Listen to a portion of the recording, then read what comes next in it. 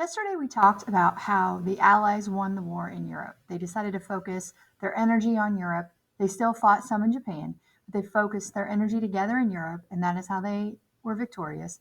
And today, we're going to learn how then they moved to defeating Japan. And so, um, if you will, we're going to be reading from pages 788 to 790. If you want to follow along in your text, you can. Here we go. Japan surrenders. While war raged in Europe, the Allies kept up pressure on Japan. The United States had two main goals in the Pacific War: to regain the Philippines and to invade Japan. Both tasks would prove difficult. American forces encountered stubborn resistance as they advanced into Japanese territories. Japanese soldiers were trained not to surrender even if it was clear they were not going to win. Capturing Japanese islands. To gain control of the Pacific Ocean, Americans forces used a strategy of capturing some Japanese-held islands and going around others. In this island-hopping campaign, each island that was won became another stepping stone to Japan. A deadly routine developed. First, American ships and planes shelled and bombed an island. Next, troops waded ashore under heavy gunfire. Then hand-to-hand fighting. Americans overcame fierce Japanese resistance. Navajo soldiers made a key contribution to American strategy in the Pacific. Using their own language, they radioed vital messages from island to island. The Japanese intercepted the messages but were unable to understand these Navajo code talkers. In October 1944, American forces under General MacArthur finally recaptured the Philippines. In hard-fought battles, other Pacific Allied forces then captured the islands of Iwo Jima and Okinawa from Japan. Capturing Iwo Jima was important because of the air base located there. Okinawa, just 340 miles from the mainland of Japan, was intended to be used as a launching point for the invasion of Japan.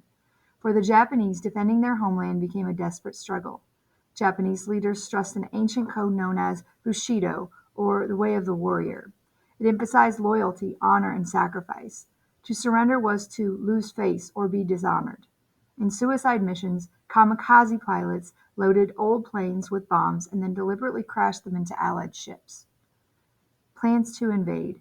By April 1945, American forces were close enough to launch attacks against the Japanese home islands. American bombers pounded factories and cities. American warships bombarded the coast and sank ships. The Japanese people suffered terribly, yet their leader promised glorious victory. United States military leaders made plans to invade Japan in the autumn. They warned that the invasion might cost between 150,000 and 250,000 American casualties. A secret weapon. Truman, Churchill, and Stalin met at Potsdam, Germany, in July 1945. While there, Truman received word that American scientists had successfully tested a secret new weapon, the atomic bomb. A single bomb was powerful enough to destroy an entire city. Some scientists believed that it was too dangerous to use. From Potsdam, the Allied leaders sent a message warning Japan to surrender or face prompt and utter destruction. Japanese leaders did not know about the destructive powers of the atomic bomb. They ignored the Potsdam Declaration. Atomic bombs end the war with Japan. On August 6, 1945, the American bomber Enola Gay dropped the atomic bomb on Hiroshima, Japan. The blast destroyed most of the city, killing at least 70,000 people and injuring an equal number. On August 9, the second atomic bomb was dropped on Nagasaki. About 40,000 residents died instantly. In both Nagasaki and Hiroshima, many more people later died from effects of atomic radiation. On August 14, 1945, the Emperor of Japan announced that his nation would surrender. The formal surrender took place on September 2nd aboard the USS Missouri in Tokyo Bay. The warship flew the same American flag that had waved over Washington, D.C. on the day that Japan bombed Pearl Harbor. VJ, Victory in Japan Day, sparked wild celebrations across the United States. The next thing you need to do is go back into the reading and look at these 7 events that I have posted.